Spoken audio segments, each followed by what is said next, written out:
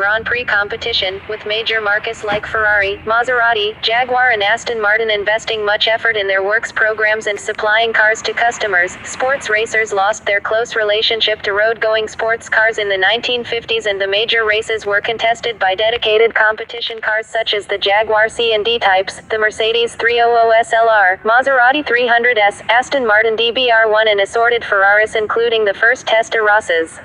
Top Grand Prix drivers also competed regularly in sports car racing. After major accidents at the 1955 24 Hours of Le Mans and the 1957 Mille Miglia, the power of sports cars was curbed with a 3-liter engine capacity limit applied to them in the World Championship from 1958. From 1962, sports cars temporarily took a backseat to GT cars, with the FIA replacing the World Championship for sports cars with the International Championship for GT manufacturers.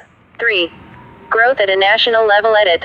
In national rather than international racing, sports car competition in the 1950s and early 1960s tended to reflect what was locally popular, with the cars that were successful locally often influencing each nation's approach to competing on the international stage. In the USA, imported Italian, German and British cars battled local hybrids, with initially very distinct East and West Coast scenes. These gradually converged and a number of classic races and important teams emerged, including Camerati, Briggs Cunningham and so on. The US scene tended to feature small MG and Porsche cars in the smaller classes, and imported Jaguar, Maserati, Mercedes-Benz, Allard and Ferrari cars in the larger classes. The McLaren M80 that was driven by Vic Elford in the 1971 Canadian-American Challenge Cup.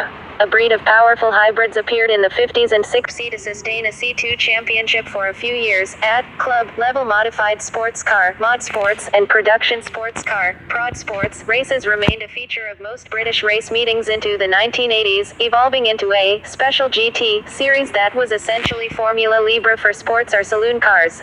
After a relative period of decline in the 1980s, a British GT championship emerged in the mid-90s. Italy found itself with both grassroots racing with a plethora of Fiat-based specials, often termed Etzeterinis, and small Alfa Romeos, and exoticas such as Maserati and Ferrari, who also sold cars to domestic customers as well as racing on the world stage. Road races such as the Mille Miglia included everything from stock touring cars to world championship contenders.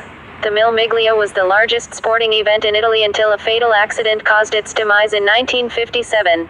The Targa Florio, another tough road race, remained part of the World Championship until the 1970s and remained as a local race for many years afterwards.